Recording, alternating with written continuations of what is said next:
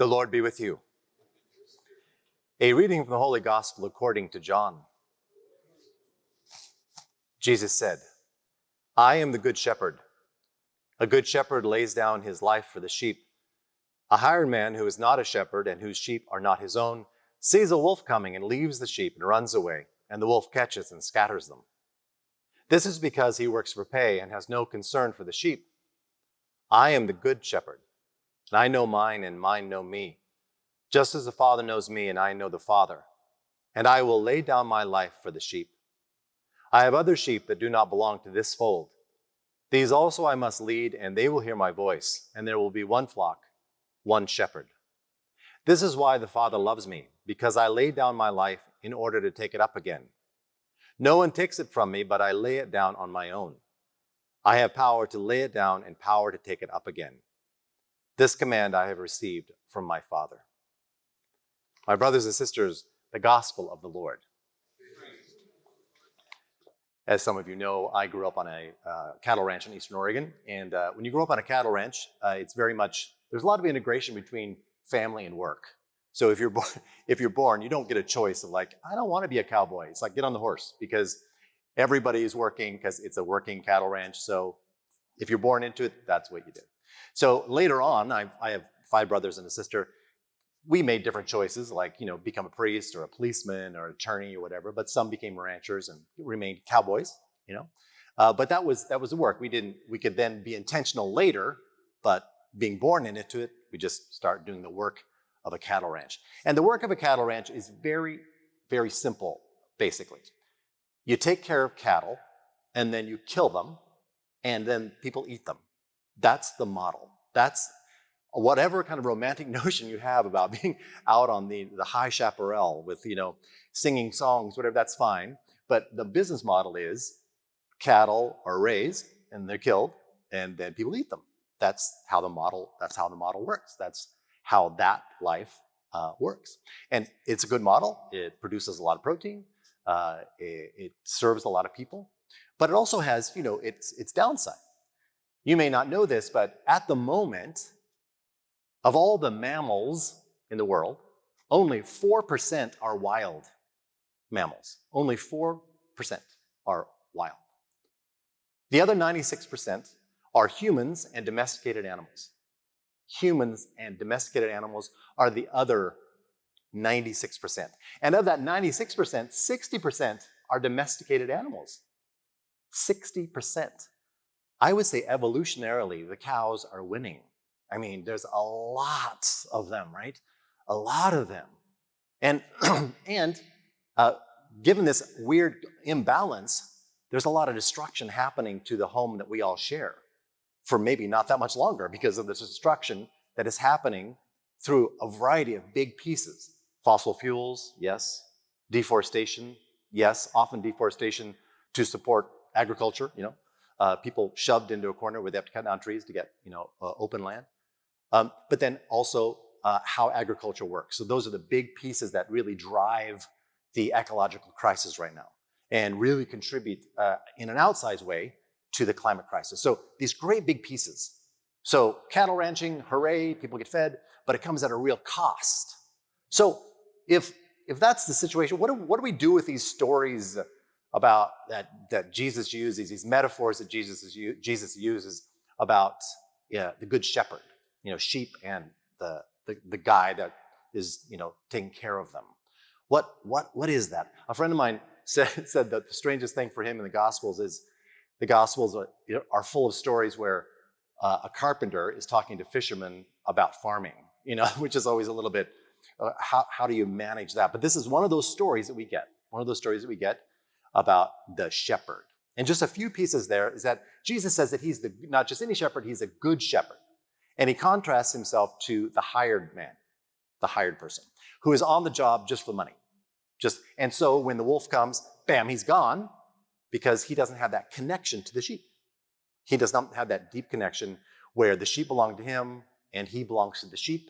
And Jesus says that's the kind of shepherd he is, which is big news for us. Hooray, we've got Jesus as the good shepherd. But there's a piece in there that we just take for granted that should shock us more than it does, is that he says, 5 times, by the way. He says that the good shepherd lays down his life for the sheep. Wait a second, it's supposed to be the other way around. The sheep are the ones that are, headed for laying down their life for the shepherd. But Jesus says, nope, he turns it upside down. I'm such a good shepherd, says Jesus, that I lay down my life for you, the sheep. That's what I do. That's what I do. And says it 5 times in this short reading, that he lays down his life, lays down his life, lays down his life, lays down his life, that this is what he does, what he does. So when we, sheep, all of us, when we hear a story like this of the Good Shepherd here in church, we're hearing the gospel, we ask questions about how does that reading, how does this small metaphor, how does it affect us today? So there's always a couple different ways to look at it. And almost all these readings are descriptive and prescriptive.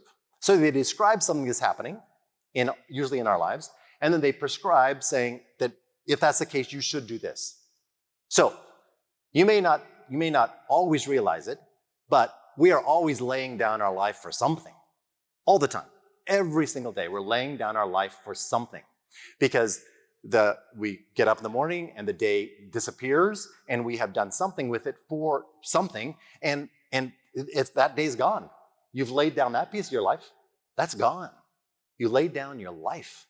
And that really happens to all of us. And whether that's happening that we devote it to our work or devote it to looking good, devote it to maybe it's a family situation where, parents really lay down their life for their children. And one of the weird things about the action of laying down your life for something outside of yourself is sometimes you get a new name. It's always been weird to me that people that take care of cows are called cowboys.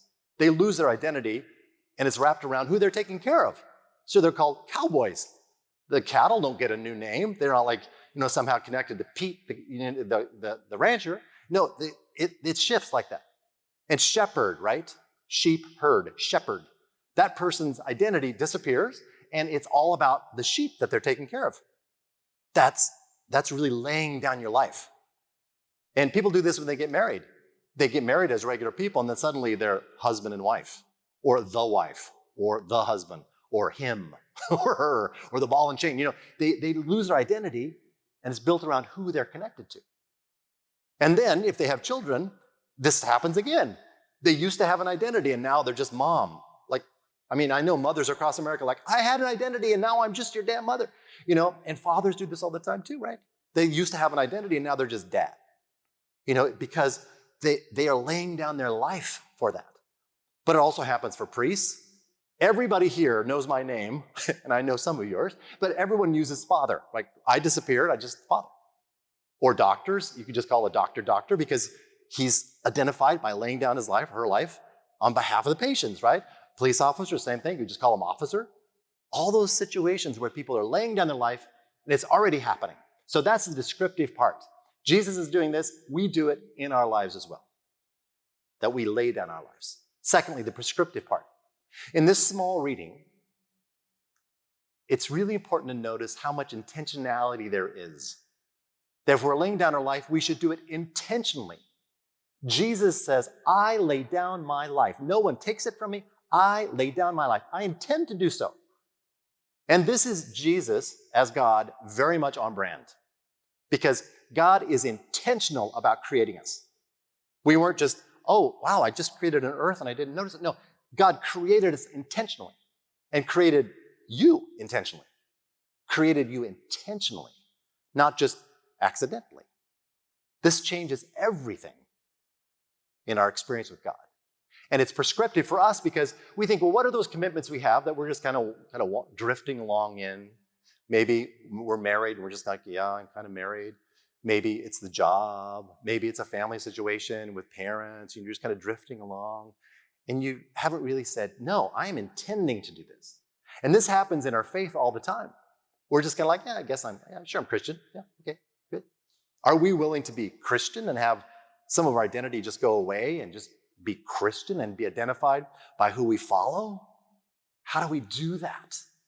How do we choose to do that? To invoke our intentionality, to change that, to follow Christ like that. Like that. Because following Jesus just to close this, is moving from being sheep to being shepherd. That's what happens all the way through the Acts of the Apostles. This piece we just heard, those guys have healed somebody, they got in trouble with the authorities, they got thrown in prison, and now they're trying to, argue their way out of it. They're no longer sheep, they're shepherds. They're making the move from being sheep to shepherd in these stories. We hear these stories, it's nice and sentimental to think, I'm the sheep. But we're called to move into being shepherds, to lay down our lives intentionally for other people, for the world, for all those things and places and people that need us. How do we do that in this next week? What is that one thing you need to double down on or stop doing, right? Rather than just kind of drifting along. What is it that you're not being intentional about that you could, that would change everything?